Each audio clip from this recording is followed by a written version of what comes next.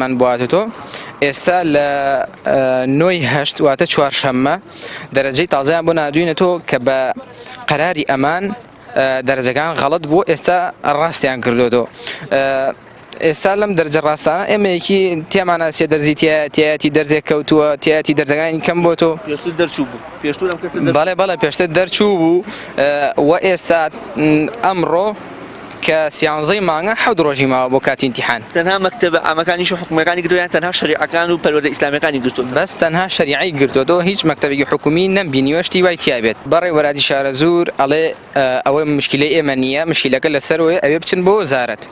بەڵام دەرجە ڕاستەکە ئێستا ئێمە کەوتوین، نە فریای ئەوە کەوین سایی بکەین، نە فریا هیچ ناکەین، باری دەرونیان تێکداوین. هاتینەتە بەردەم بەڕێوەبەرادی پەردۆی شارە زوور داوامان کردووە لە بەڕێوەبەر کە هەوڵێکمان بۆ بدا بۆ ئەم دەرەجانە دەرەجەی وا هەیە بە 20 دەرەجە دابەزیوە، بەس لە شەرعیەکان داوای لێ هاتێ، لە ینی پەروەردە وای لێ ناتێ.